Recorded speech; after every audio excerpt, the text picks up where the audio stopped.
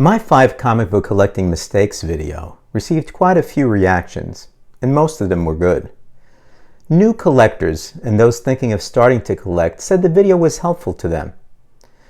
But I realized that although helpful, the video lacked focus on collecting and organizing strategies that I adopted over time. Hit or miss, really, when I returned to collecting, and I thought I would want to address these. So this video series does just that. Stay tuned for part 1. Anachronic.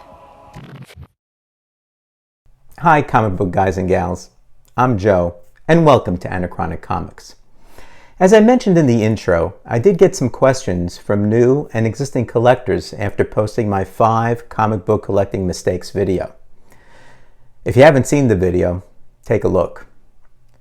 Now this series attempts to provide answers to those questions from my experiences going back to the 1960s, as well as mistakes I made once I got back into collecting that others really should avoid.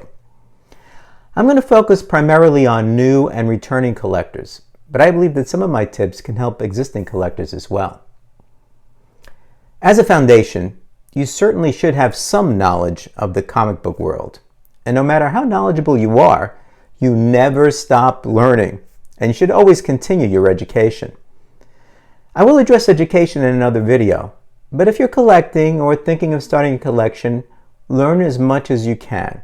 It helps. Now, the most asked question was, what would you suggest for individuals wanting to start a collection or to focus their collecting? Some of the questioners had collected over the past and wanted to do so again, but they see the current comic book market as confusing and overwhelming. I sure did when I got back into collecting. So I have 4 tips for collectors. I can summarize them as containing 4 elements: the why, the what, the how, and the where. Stay tuned to the end because I do have a bonus tip for new collectors at the end of the video. So, tip 1 is decide why you are collecting. Now, this may seem like a no-brainer to more seasoned collectors, but to a new or returning collector, it's a question worth considering. Today's comic book collectors are not necessarily pure collectors as in the old days.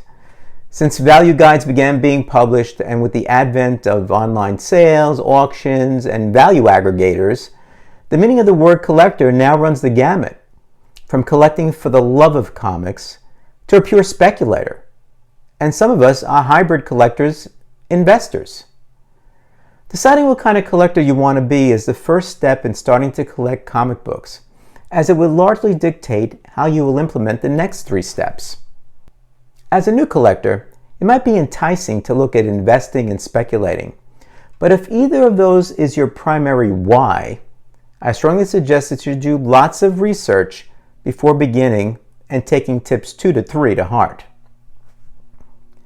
For tip 2, once you establish your why, use it to decide on the what. That is, what are you going to collect? The world of comic books is huge. You have the different comic book ages, from golden age to modern age, and some of it now have extended it to the movie age. There are first and second appearances, artists, writers, comic book runs, just to name a few variations of collecting. As a new collector, focus is imperative. You can't collect everything, unless perhaps you're Bill Gates. Seriously, let's go back to tip 1.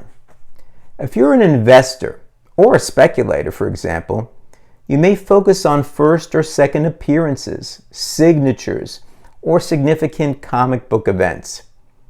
Investors may be looking for that blue chip comic that will increase in value over time, while speculators may focus on the potential appearance of a character in the next blockbuster movie for a quick buy and a quick sell for profit. A pure collector, as I call it, may be more influenced by a particular character or a comic book run that he or she enjoys, rather than potential future value. I'll have more about the what in part 2 of this series. Focusing on the what leads me to tip number 3. Tip 3 is how to start collecting. My tip is to divide your focus area into its component parts and start your collection with just one of those parts. So let's say, as an example, that you're returning to collecting and you used to collect Batman comics as a kid many years ago. But like many of us, you didn't keep your comics, and now, as an adult, some years later, you want to start collecting again. Where do you start? Well, if your focus is Batman, there are lots of choices. The easiest might be to collect one or more of the current series. Another might be to try to reconstruct your collection of years ago. But yet a third might be to focus on Silver Age Detective Comics. As a new collector, collecting Batman can mean many things. Start small. Pick one component or element of your focus and start there. Again, the component part you decide on will depend on your decision of why you are collecting. Now, tip 4 to new collectors is to find a local comic store or two that you can develop a relationship with to help you accumulate your collection. Also, consider going to local Comic Cons or listed comic book garage or yard sales to buy your comics.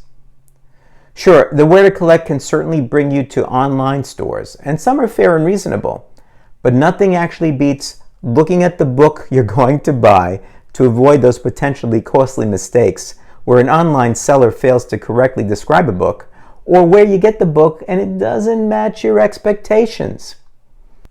Local comic book shop owners are knowledgeable, and if you grow a relationship, the owner can be quite helpful in locating the books you need for your collection. For me, I love going to Comic Cons and local yard sales. The hunt for what I might find for an excellent price is one of the things I love about collecting. As you get more knowledgeable and get into the hobby, there will be other avenues to comics, such as making friends in the comic book community that you can trade with. Trading, buying and receiving an act of kindness or A-OK from a member of the comic book community will be a great way to add to your collection. Now, for the bonus tip I promised. My bonus tip is to store your collection properly.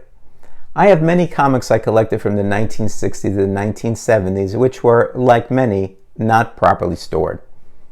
Of course, we collected and traded comics with our buddies for the fun of it, never thinking that some of them in relatively good condition might be worth thousands of dollars 50 years later. Again, your why may dictate how you store your comics. Investors and speculators may look to capsulized graded comics and use top loaders or mylar bags for raw comics. A basic collector could do that, but they may vie for poly bags and boards, at least initially, because they are cheaper. There are cardboard boxes and hard plastic boxes. There are many YouTube videos and popular sites that discuss storing comic books, so I won't get into that here. But I have many comics in cardboard long boxes which work. However, I have recently been moving them to hard plastic short boxes, as they are easier for storage and to move, although more costly. Check the description below for some additional info on the boxes I use. Of course, these tips only scratch the surface for the new and returning collector, but I believe they are a good start, and they might be helpful to existing collectors.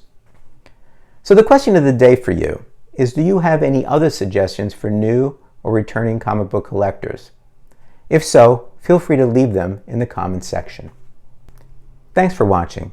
There will be a few more videos in this series, so stay tuned. If you enjoyed the video, please give it a thumbs up and subscribe if you don't want to miss the follow-up videos. Take care, and I'll see you soon.